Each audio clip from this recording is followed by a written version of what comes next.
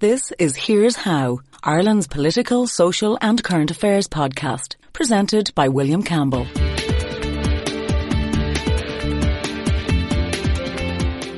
Thank you for downloading episode 94 of Here's How for the 22nd of October 2019. I wouldn't have thought that there was a shortage of small left-wing parties in Ireland, but now we have another one. Let's hear what their TD has to say for himself.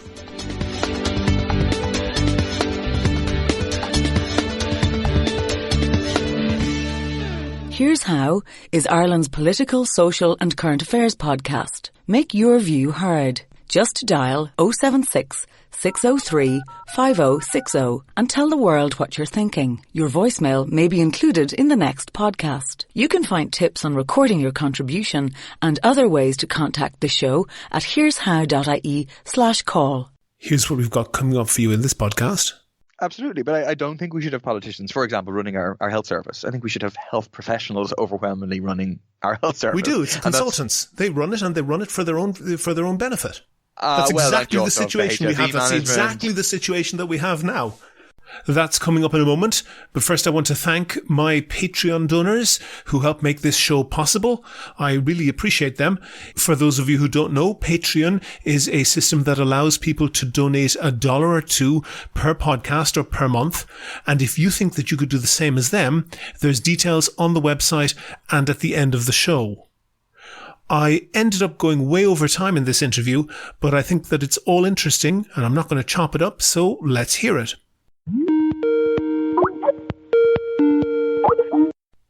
Paul Murphy was an MEP for the Socialist Party.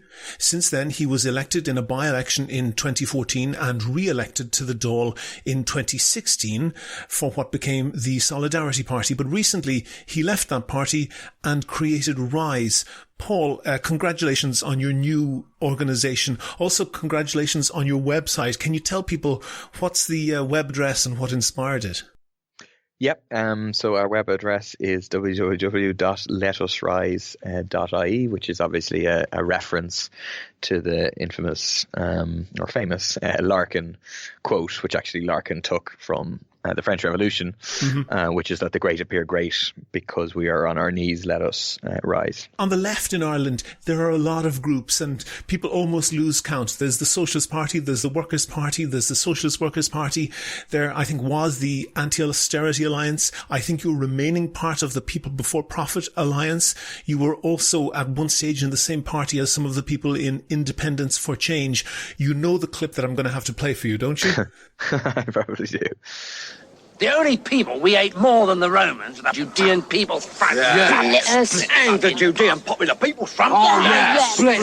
And the People's Front of Judea. Yes. The People's Front of Judea. Splitters. We're the People's Front of Judea. Oh. I thought we were the Popular Front. People's Front. Whatever happened to the Popular Front? He's over there.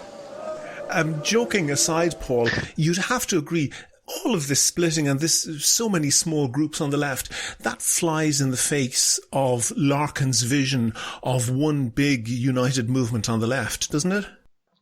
It's certainly not a good thing. And we don't advocate it for the left. We're not for it.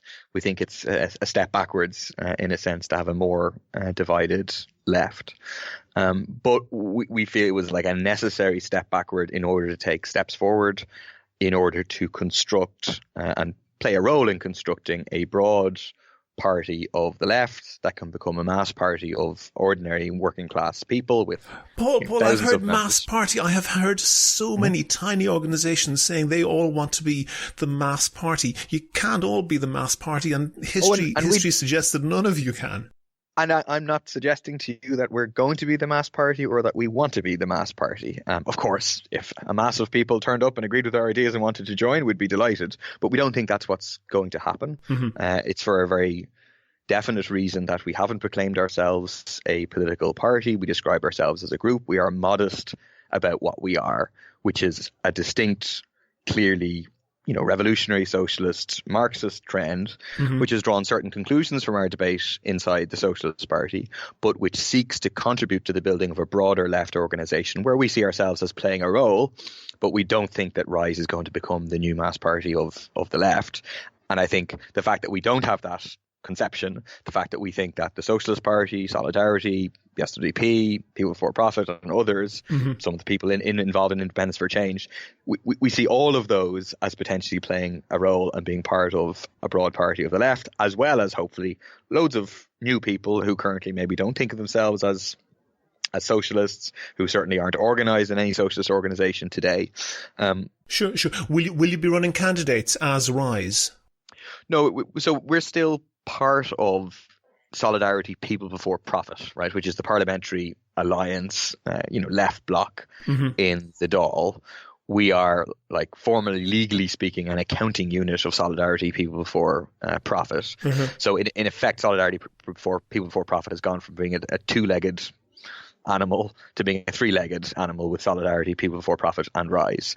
And the reason for that is because precisely we are modest about what we are, and because Solidarity, People Before Profit is the closest thing we have right now. It's quite a distance from the mass party of the left that we need, but it's unified cooperation of now three different forces on the left standing in a common banner for the elections. Okay, but specifically in where you are running candidates, will you only do that where there is no candidate from those other legs of that organisation? I would hope so. Obviously, we have to have a discussion on candidates and where we'll be standing candidates and everything else. But that would be our perspective. I mean, I think we almost definitely will stand me in Dublin Southwest as a Solidarity People Before Profit candidate.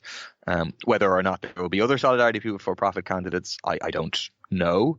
And then we'll look at other areas where we can contribute to a serious, radical, anti-capitalist, socialist left challenge for the next general election. Something we raised when we launched was the idea that you have these 4 by-elections coming up, presuming that there isn't a general election, which may replace it, but 4 by-elections coming up at the end of November. We don't have any ambition to stand in any of those by-elections. But what would be good, and a minimal but important step towards the kind of broader left party that we need, would be if that the left could agree to have a common slate for those 4 by-elections, have one candidate from the serious, genuine left in each of those constituencies, and have some sort of common platform, some common agreement, some common assistance, etc. And if we could facilitate that into coming into being, that would be a contribution to building a broader non-sectarian left. What was your point of disagreement with your old party that caused you to leave? I mean, it was a debate that went on over the course of a year, and so there were many points in reality that came up, but I think the central point, both for us and for the Socialist Party, is about the relative weight to place on the building of a distinct socialist organisation like the Socialist Party or Rise relative to the building of broader movements, a broader environmental movement. So basically how friendly you can be to the non-hard left, maybe to the Social Democrats, the Greens, or even Sinn Féin. I mean, mostly focused in terms of movements. And again, I wouldn't caricature the Socialist Party as not being interested in building broader movements. The Socialist Party obviously has played an important role in building broader movements in the past, but us seeing it as being more important, and us seeing it as being actually the best way to build the kind of Marxist trend that we want to build by being part of those movements, for example, with Extinction Rebellion or whatever.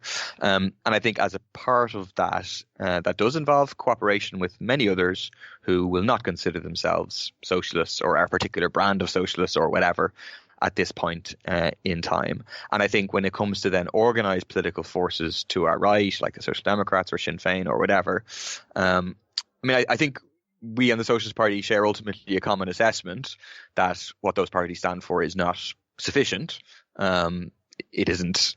They stand for managing capitalism, and in this period of crisis of capitalism, that means ultimately implementing austerity and so on. But we felt that it wasn't sufficient to simply say that. Whenever there's very many very good people who look towards those parties, who hope those parties would bring about change and so on, and we think that means you have to be prepared to work in coalitions and alliances with these people on the things that you agree with, and allow people, therefore, to kind of test them out in practice as to whether they're capable of fighting for the kind of things that I think people, for example, who look to Sinn Féin, want to see a massive public housing building programme, want to see a breaking with the rules of the fiscal treaty and so on. Okay. I want to look then, and I've been going through your website, so I want to look at some of the policies that you've stated, and one of them jumped out at me, and I pretty much jumped with joy because you had a very clear headline which said, ditch the Help to Buy scheme. I just think this is absolutely correct. This is essentially giving people more money in their pocket to buy a fixed amount of houses. And you would have thought that, given the characters in government, that they'd have learnt from people like Margaret Thatcher and Ronald Reagan that there's a basic market mechanism, that if you put more money into a market to chase a fixed amount of resources, that what you're doing is you're using taxpayers' money to buy inflation. That's money that's just going straight to developers and landowners, isn't it? It is. Maybe not straight, but indirectly. Exactly, indirectly. But it's going through the hands of first-time buyers, then into the pockets of developers. That is definitely what's happening with it. And I think it was an under-commented upon feature of the budget that was extended. And it was extended at the behest of the Construction Industry Federation, who represent the developers and the builders, after multiple lobbying attempts by them. And it was originally introduced on behalf of the CIF. And, let's be clear, the CIF is a lobbying organization on behalf of the developers. They're not an organization representing first-time buyers. They're not doing it because they think it's in the interest of first-time buyers. They're doing it because they think it's in their material interest to increase their profits, and that's what it does. And the evidence, for example, there's a similar scheme in Britain, and again, there's plenty of evidence that the impact is to inflate house prices or keep them inflated, not to make it ultimately any easier to buy for first-time buyers. But that ultimately is the logic of the government. The government thinks by keeping prices high and profits high that ultimately they'll resolve the supply side problem by incentivizing more developers in and so on. And it's just, it's a very, the government will make a big deal of being pragmatic, and they're not ideological. It's us on the left who are ideological. But it's a very ideological response to the crisis, when the much more obvious thing is to take the money that you're allocating to this and instead use it to actually build homes, because that's what we need. We need more homes built, and we need to add to the number of houses that exist in this country. I actually I don't agree with you on everything, as you may hear, but I actually agree with you 100% on that. And I think that it's interesting that you, perhaps not alone, but certainly are in a small group that have recognized what the market mechanism is doing there, which suggests to me that you believe there exists a market mechanism. And I just looked at another policy that you put on your website, which was free public transport. You want free, green, frequent public transport, accessible to all communities with quality pay and conditions for workers. Why should public transport be free? Because we think it should be a basic public service, provided free at the point of use. Like our health service is supposed to be, like our education service is supposed to be. But what are you trying to achieve? What's the sure, that's what the way you want to do it, but what is the thing that you want to do? The predominant thing we want to do is to drastically reduce carbon emissions from transport. Transport is our second, energy and transport are second and third, very close together, but our second biggest emitting sector in the economy. Mm-hmm. A big reason for that is a huge number of individual car journeys, often individual car journeys which have one person in them. It isn't overwhelmingly because people are selfish or people want to spend half of their lives sitting in cars, but it's because transport is not it doesn't appear very viable for them. Okay. And so I want you to pause, because I think you've made a huge mistake on that. Because number one, of all of the people who drive, the overwhelming majority of them choose to pay more than they would need to pay, because they're willing to pay for extra convenience or extra comfort and prestige, really. So people who drive a Ferrari, if they wanted to, could trade down to a Jaguar without any real difficulty. It wouldn't mean that they couldn't commute, but they'd save a lot of money. People who drive a Jaguar could trade down to a Mercedes. People who drive a Mercedes could trade down to a Toyota Corolla or whatever. But they all choose to spend way more money than they need to for that prestige and comfort. Isn't that telling us that it's not cost that is driving people away from public transport and into their cars?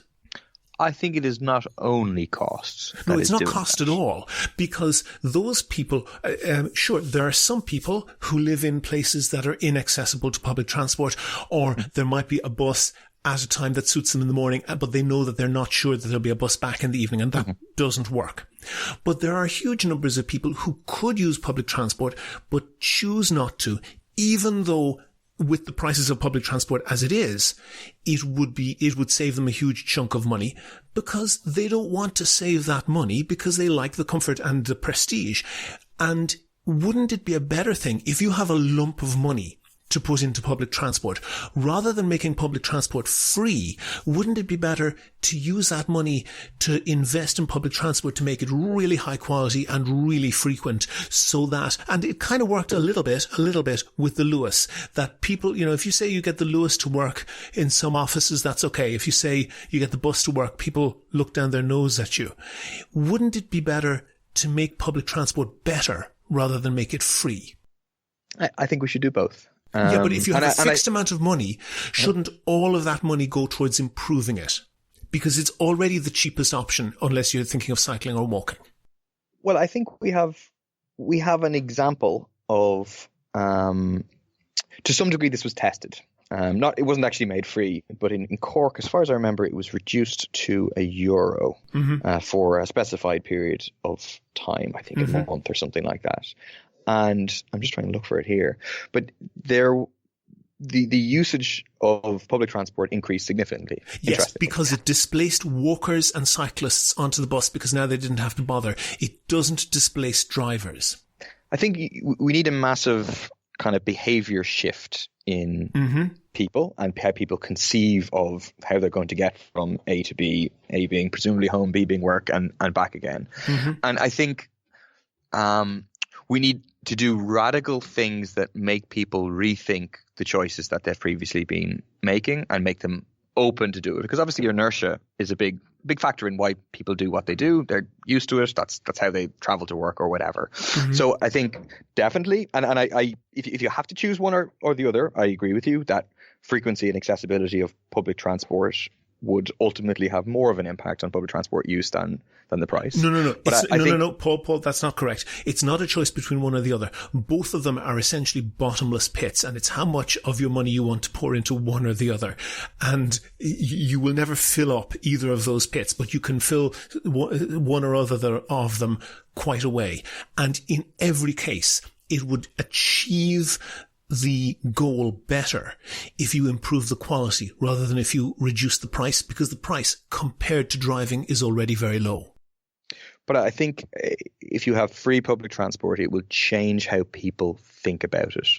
And so I think the difference between, let's say, reducing an average bus fare from €2 to €1 compared to reducing it from €1 to €0 is qualitatively different, even though you're talking about the same amount. Yes, I agree with that. There's actually been studies which support you on that. That people tend to value things that are cheaper less, but when they're free, it breaks you out of that domain. But I want to move on to a couple of other topics that you had. One of them, and it was really key in your election when you were first elected to the Dáil in 2014, was water charges. Are you still advocating free water, unlimited for everybody? We're still opposed to the commodification of water, and so any charge on the usage of water, yes. Any charge? Any charge on the usage of water. Michael McDowell, somebody who we both might have words with, but he said something that I thought was very perceptive. He said, if electricity was free, you'd leave the lights on all night. I'm not sure you would. I don't. You know what, Paul? I did the research, and you would. And let me tell you the headline from the research. Of all of the water domestic supply we're talking about here, of all of the domestic supply of water here, less than 1% of users use a quarter of the total supply. And the second centile, so the people who are in the 98th centile, they use a gigantic amount as well. So if you put those two centiles together, you've got more than a third of the total supply. That clear, and in the 1 year when water was effectively being paid for by a large number of people, there was a massive drop in the consumption by those top two centiles. So a few things. One is, we obviously currently have a situation whereby it's the equivalent of the electricity being free in terms of water. And the evidence is there that people don't do the equivalent of leave the lights on all night. No, there isn't. No. I've got the evidence. I contacted the CSO. I got the consumption broken down by centile, and there is enormous amount of evidence that a lot of people do the equivalent of leaving the lights on all night. But see, that doesn't make any sense, because then how come we use a fair bit less water, I think about 15% less water per person than in Britain, whereby they have water charges, or where water is not free. You can't leave your lights on all night. There's a whole range of confounding factors there. But what we do know is that working class areas use considerably less than middle class areas, and that presumably mostly in middle class areas, those top two centiles use more than a third of the total supply. So the top people, the top two centiles, let's say, who are using water, they are overwhelmingly not people who are, putting on the tap to do their teeth and then leaving it on until the next time they leave water. They're people who have leaks. And the leaks need to be fixed. No, not true. That's also not true. I've checked that out as well. For the top centile, it's more than 6,000 litres a day. Anybody who had 6,000 litres a day leaking into their foundations for 365 days a year, their house would fall down. It's not leaks. There's no way that people are actually using 6,000 litres in a day. Like, that's Irish Water claims. More than 1%. No, sorry, that's the readings from the meters. More than 1% of Irish, of metered domestic users use more than 6,000 litres a day. They have leaks. They definitely have leaks, and that's Irish Water. They may have a leak as well, but that couldn't explain 6,000 litres a day. But let's go back to your 6,000 litres a day. By the way, just so that people have an understanding of that. That's one of those Lidl swimming pools that were being marketed a summer or two ago. That's one of those every day. See, those people have leaks, in my opinion, and so then you need to go back to your situation whereby you have a specified amount of money. And Paul, the leaks argument doesn't work also because when those people were charged for that water, they reduced their consumption by an enormous amount, by something like 30%. If you charge someone and they have a leak, there's nothing they can do to stop having that leak. But they did. They reduced their consumption when they were charged. So let's have the rational choice that you posed to me in terms of investing in free or frequent public transport. That same choice applies as to whether we should establish an expensive metering and checking of metering system, which a full rollout is like 500 million in terms of the capital expenditure on meters, and then there's a certain ongoing cost of checking and so on. Should we invest in that, or should we invest in actually fixing the leaks? And I think it's very clear that we should invest in fixing the leaks in the main system, but also then in people's individual homes. And that's, in my opinion, if the government was serious and Irish Water were serious about actually dealing with leaks, and that's what this is about, this is what they would do, as opposed to, in my opinion, it is about making water a commodity, which therefore changes how it's viewed and so on, but also opens the door at a later stage, and it may be a relatively later stage because of the struggles that are being raised here. You're right. It changes, Paul, you're right. It changes how it's viewed, and it means somebody, in the house says, don't leave the bloody light on. You're absolutely right. Charging for it changes how it's viewed, and people view it as a resource that should be conserved, and that's what they should be doing. But I think people value many things that they don't pay for at the point of use. People value health, people value education, and I'm in favor of decommodifying lots of things. So I'm in favor of decommodifying public transport. I'm in favor of keeping water non-commodified. I'm in favor of moving to decommodify housing. I think the more services that we can take out of a commodified sector into a decommodified sector, the better. And I think people will value those things. I don't think that they won't, just by virtue of the fact that it doesn't have a price tag at the point of use. And obviously, I think it's more equitable that we pay for these things through progressive taxation as opposed to the kind of indirect taxation which relates to water charges. Okay. I want to pause that one and move on to a different topic. I know that you've not been a member of a local authority, but you do have some representation. And I saw just in particular where your party and your allied parties are relatively strong, Dublin City Council, your people voted to reduce the local property tax. Mm-hmm. Are you sure that was a good idea? Yes. I mean, I think it's a very similar argument to the argument we just had. Property tax. But are you the PDs or are you socialists? It's not. We're radical, revolutionary socialists, which doesn't mean taxing people's family home. That is not a progressive tax. It's a tax which relates to the value of people's homes. Obviously, the value of people's homes has some relationship to their wealth, but it's pretty close. I mean, you have a lot of exceptions, and the point is, like for most people, and also where you don't have an incentive, where you have perhaps somebody, an older couple or a widow or whatever, who are occupying an enormous house that they had raised a family in some years before, giving them a bit of a nudge to say maybe you want to trade down. But I think an important thing is that this isn't wealth for most people. It's a home that they live in, that they pay a mortgage on, or whatever. And it's an extra indirect source of taxation. It's part of a larger kind of strategy of moving away from direct taxation towards indirect taxation. It's part of, they remove the funding that comes from the central government to the councils in order to be replaced by this sort of indirect property tax funding. Okay, so I want to just look at the figures on that, and I'm just going to play a very short clip from Councillor Michael Pidgeon. He's one of the new wave of Green Party councillors who was elected, I think, Dublin's southwest inner city. But just listen to the figures he gives.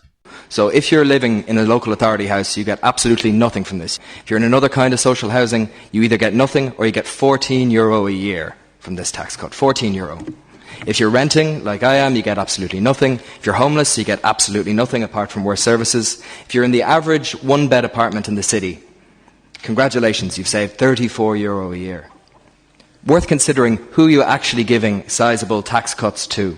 Dermot Desmond's house in Dublin 4 was worth 14 million in 2013 when this was valued. To cut his rate, you're giving him €5,100 this year. Other people in that part of town, if they've got a house that's worth €2 million, you're giving them €1,000 this year in a tax cut. The point here is that you're giving pittances to people who own the average house in this city, while giving away thousands to millionaires and the rich. He's right, isn't he? I don't think the tax should exist at all, and therefore it's wrong to present it as, a tax cut which is disproportionately benefiting these people. And it also would be wrong to look at our opposition to the property tax in isolation from the other policies we're for. I mean, we're for an actual wealth tax, actually tax Dermot Desmond's wealth. Never mind the only real wealth you can catch is property. Well, you can catch financial wealth that people have, financial assets that people have. Such as you can tax them on the shares that they own. Not if they're not. That just shifts them out of the country. Well, so you're saying the only tax any wealth that can be emailed is going to be very, very difficult to tax. Well, I think we should have. No, that's true, isn't it? That's true, Paul. That's true. Any wealth that can be emailed, but all of that wealth ultimately represents bricks and mortar or something real. So the thing to do is to tax that real thing. And you can hear from, I don't think you disagree with those figures given that by that councillor. You're given zero to renters. You're giving, maybe a Mars bar a month to the average person, and you're giving thousands and thousands to millionaires. But we're in favour then of having a millionaire's tax, which taxes the net wealth of millionaires in excess of €1 million. And I think if you're faced with that situation of capital flooding out of the country in order for these people to avoid paying tax, well, then I think we need to have capital controls to prevent that taking place. And let's go after capital controls the real wealth of these people. Paul. Capital controls means effectively closing down every multinational operating in Ireland. I don't agree with that. I don't. Hold on. Apple are going to stay in Ireland. Intel, Facebook, they're going to stay in Ireland if they're not allowed to take their money out. Well, it also means leaving the EU. Fundamentally, the model of the Irish economy of relying on foreign direct investment from your Apples and your Googles and your Facebooks is not sustainable. But that's a different argument. Capital control is a connected argument. It's a connected argument, but it's separate. Capital controls means leaving the EU and Facebook, Google, Microsoft, the works, leaving Ireland. Now, you can argue that might be a good thing, but that's the truth. I think a left-wing government would have no choice but to impose capital controls. I think it was if you look at the Syriza experience, which is obviously a disastrous experience from our point of view and a betrayal by Syriza. This is the Greek it party. proves the point that you begin to implement socialist left-wing policies, and these people will try and take their money out of the country. That's the truth. But we have to reject that, therefore, we just have to watch their money leave, or we therefore can't implement any policies that threaten the interests of corporations or threaten the very wealthy, because that's the reason that corporation tax rates across the world, certainly effective corporation tax, have been plunging for 30 years at this point. But there is a way around that, which is to tax the ultimate wealth, because anything, in shares or whatever, they ultimately represent a wealth. They're just the representations of the wealth. And Ireland is almost unique in the world, certainly in the Western world, in the way that it focuses almost all of our taxation on economic activity. That's to say, taxing profits of companies and mostly taxing people's wages. And we have almost none of our taxation on land, on assets, on economic inactivity. So you can have very wealthy people who inherit property tax-free and who never pay a cent on that, of tax on that, but they consume services just like anybody else, and they can end up effectively paying less tax. The only tax that they end up paying is VAT when they actually buy something. And that is fundamentally unbalancing our problem. That what I would have, what makes me mad is that left-wing politicians like yourself won't stand up and say Ireland should tax land and property. Because I'm for taxing land and property. No, hold on for a second. That means you have to tax it all. Because if you put in a threshold, it's very easy just to divide it in two, and then you're underneath the threshold and you get away with it. The bottom line is that, ordinary people are going to have to pay some tax. That's just fantasy to say that only the rich will pay tax. Ordinary people in any economy will have to pay some tax. The fact that all of that tax is on their income and none of it is on, for example, their assets, their house or whatever, unbalances our economy. And that's what led to the property boom, because people, if you tax white bread and you don't tax brown bread, then you can expect people to buy more brown bread and less white bread. If you tax working and you don't tax property speculation, or even just putting more money into your own house, then that's where the talent and the effort will go. That's true, isn't it? But, okay, let's say we have a tax on assets, which includes land, includes property, etc. Yep. And let's say we do have a level below which it's not taxed. And let's say that level is €1 million.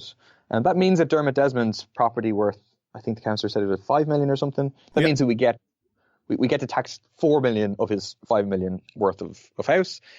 And it also means that we don't hit ordinary people who are living in a family home, who have low incomes, who are struggling to get by, etc. Oh, okay, hold on for a second. Most ordinary people pay tax. There is, I'm not advocating that they pay more tax. What I'm advocating is that it should be rebalanced so that more of that tax is on their assets and less of it is on their income. I I think, though, as a general rule, it is more fair and more progressive to have the main base of tax based on income, because that's something that people are getting on a yearly basis that they're able to spend, et cetera, rather than something that they Paul, that's policy. That's a Fianna Fáil policy that led us directly to the crash. No, I think what led us to the crash. Okay, I'll pause that because I don't want to harp too long on anything. Okay. One other line from your thing says, use the Apple tax and the hoarded wealth. This is the 13 billion euro disputed Apple tax payment that's being held in escrow at the moment. Use the Apple tax and the hoarded wealth of the rich to fund quality public services and a socialist green transformation of the economy. Paul, what you're saying is that we should use capital receipts to fund current payment. That's exactly what brought the crash. That's not what we're saying. That's what that sentence says. Well, the socialist green transformation of society, but that's about it. And maybe that's, to be honest, that's what it should say the money is for. It says to fund quality public services. Mm-hmm. So I don't think it should be used to fund public services. I think it should be used to transform the nature of the economy and to create a sustainable industrial base in this economy with a large sector of it being publicly owned. So I think the kind of things that, if we got our hands on the 13 billion that we should be using it for is like massive investment in renewable energy, a significant investment in other green jobs like a retrofitting program. I think and it's also investment in research and development, in state funded research and development, to try and use the possibility of getting all this money to fund a sustainable shift away from this model of being reliant on the Apples, the Googles, etc., which, even if you kind of ideologically don't have a problem with it, is not going to stay here forever. Is under threat in terms of Brexit, in terms of Trump, etc. And so we need an alternative. So I think we should use that money for capital expenditure, not for current expenditure. So you're accepting my point, it should not be used for current expenditure? Yeah, I agree that 13 billion should not be used for Okay. One other thing that I've got on here. Democratize the internet. Okay. Democratize the global economy. Okay. Bring the major internet companies and all other multinationals under international democratic control. Are we going to be nationalizing Google? Will we have Minister Regina Doherty making decisions on what we should be doing on the internet? See, I think that question illustrates the problem that we have and why it's posed in those terms. Because these companies are multinational. They span multiple countries. In fact, so your Google, your Facebook, have an impact on probably every country in the world. And in fairness, that's part of their strength. That's one of the reasons why they have been so successful. Yes. And so therefore, any one country, or certainly a very small, relatively weak country in terms of the world economy, like Ireland, attempting to nationalize Google or Facebook is unlikely to be successful. Which is why, in our opinion, the struggle for a different sort of society has to be an international struggle, and the nationalization and public ownership of these companies and the running of them as public utilities would have to happen on a multinational basis. So means, instead of Regina Doherty being in charge of the internet, we'd have Pádraig Flynn in charge of the internet. Certainly not Pádraig Flynn. No, but people. This is a type of person who ends up running international institutions. But you see that's on the basis of the current system that we have, the current kind of model of democracy that we have. But we think the workers, which is people who get votes, get elected. People who get votes in elections that are dominated by money, in elections that without any recall, where you have very little ownership and control of ordinary people of the democratic process, and a big alienation from it. Okay. I take your point on that. But one that I've seen here, and really this one was the one that got me. Nationalize the banking system? Okay, maybe. And the core sectors of the economy currently controlled by major corporations, including construction? Not so sure. Natural resources? Different story. Big retail chains? Are you seriously going to be nationalizing Lidl, Aldi, Tesco? Yes. Have you any idea how insane that is, Paul? Why? Because you think big retailers by some definition, have to be run on a private for-profit basis. I mean, profit is one thing, but private, yes. Let me explain why.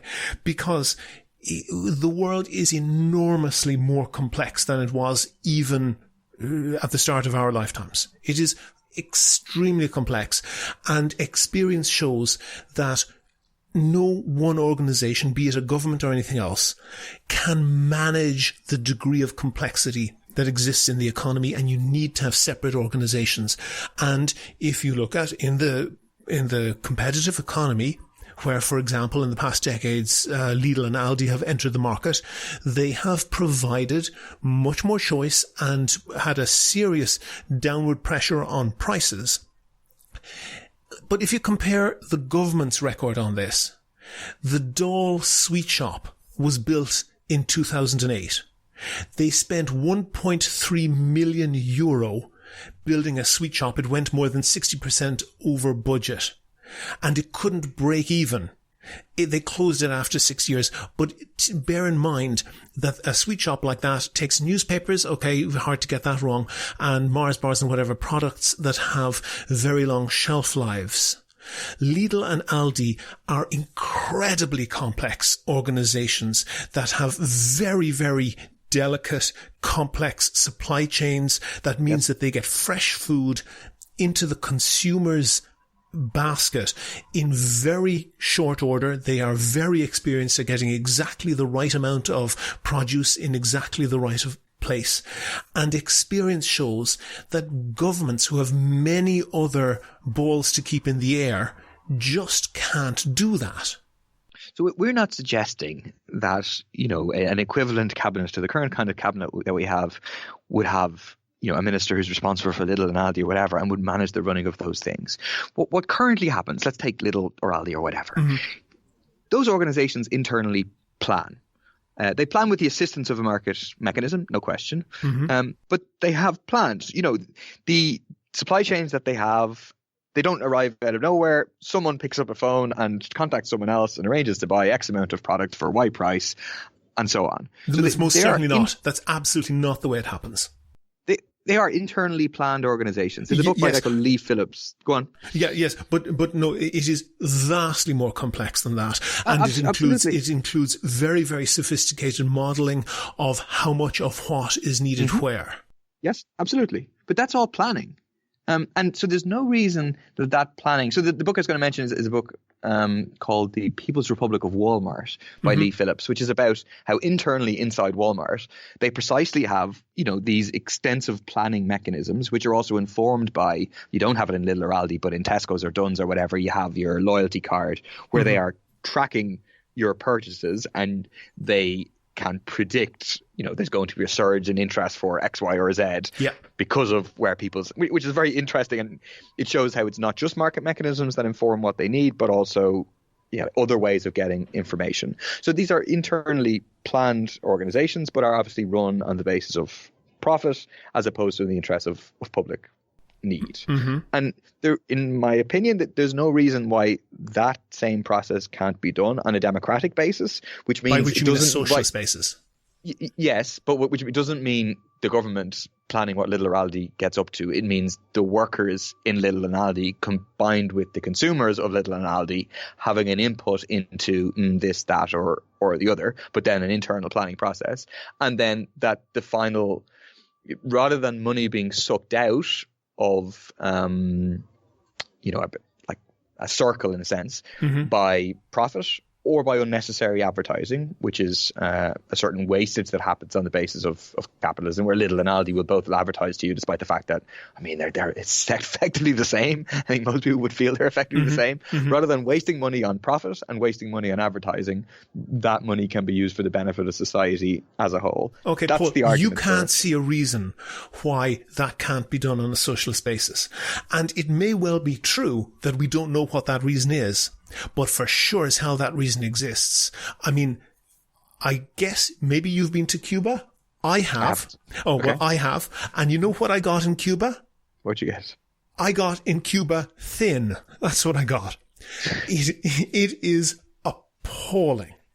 The quality of the food in a tropical country that has very low population density, so there should be no problem growing every possible crop under the sun. And it is appalling, the quality of the food. It is shockingly bad. And many days when I saw what was on offer, I just skipped. Mm-hmm. And the reality is that regardless of whether you can say there's no reason for this or there's no reason for that, experience proves that the market mechanism puts food on people's plates in a way that has never been matched in any socialist country or any country with central planning.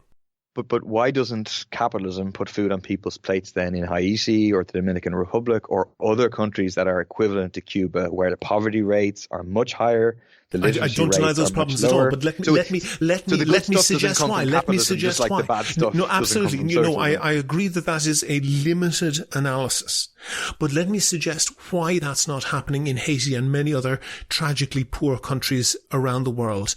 And it is effectively corruption, because the wrong people are getting the wrong incentives and the wrong rewards. And if your job depends on putting dinner on people's plates, then you'll do that. But in those countries, you tend to have very high degree of control, either by mafias or by actually the government. And when you have a minister for supermarkets, they're not only motivated by putting dinner on people's plates, they're also motivated by lobbying, by the excessive power of other stakeholders, essentially. And the big companies, very powerful companies like Lidl and Aldi in particular, are good at resisting that. But that kind of presumes that the profit mechanism and the incentive for profit, which is ultimately what these corporations, legally that's what they're set up to do, is to maximize profit for their shareholders, that coincides with the meeting of a public need of the provision of food or whatever. Mm-hmm. And sometimes that can be the case, but often it's not the case. Take, you might see this as an extreme example, but take the fossil fuel industry. Yeah. Their pursuit, or take the tobacco industry, their pursuit of profit is not in the interest. We don't benefit from that as a society. As a society, we lose out because they treat the damage to our environment and ultimately our health as an externality to their company. They don't have to pay for it, so they don't care about it. Totally agree. You can try and come up with various mechanisms to internalize those externalities, yes. But I think you'll find, and obviously they are, they're very good examples from our point of view because they're very obvious about where the problem. Take that as an example. Take that, and smoking, you gave one. But the reality is that what has happened largely in the West, and Ireland has been pretty good on this, is that you started off with very powerful big tobacco interests, and they have been progressively slapped down. We see a very sharp reduction in the amount of smoking. We see the smoking ban that's been in place for like 20 years or something at this stage. In the type of system that you want to establish, it doesn't always happen, but it can frequently happen that, for example, the tobacco farmers end up being a powerful lobby, and they can stymie those type of reforms. The people who are, and in fact, we see it in the EU. We have a government in Ireland where there's basically no competition in the farming sector, and politicians are there saying that our goal is to make beef more expensive in order to put more money in the pockets of the farmers who we're looking for votes from. And within that, and your system would be that on steroids. But so you accept, therefore, that with this capitalist model that we have, you do already have, substantial lobbying interests, substantial vested interests, which, in my opinion, the big ones are the same big business interests, which control the core of the economy and are enormously powerful. And so you take the example of agriculture. There, I think, yes, there is a question of votes and so on. But I think above all, it's like the big agribusiness corporations, your Greencore. I'm not disputing that. I'm not disputing that, but I'm just saying that experience shows that the market has dealt with them not perfectly, but better when we look at, for example, a doll sweet shop costing millions and losing huge amounts of money in the simplest business possible, and you want to say, okay, this is the model that we should make our food supply reliant on. But the doll sweet shop is not our model, and that's where the idea of like democratic public ownership, as opposed to public ownership with semi-state quangos and so on, as they would have ran Aer Lingus in the past or whatever. There are real problems with those, but the idea of actual participatory democracy, which involves those who are involved in both the kind of on the front line aspect of these industries, those involved in the more planning management aspect of these industries, and involves the consumers and wider community, etc., involved in the management organization being recallable to, again, those various groups of people, I think is a different model, which can avoid, your doll sweet shop kind of example. Okay, no, but that doll sweet shop, that happens for a reason. It's because voters don't have that level of detail. You can't vote on the basis of the doll sweet shop. There's just too many things. You can only ask the voters for a certain amount of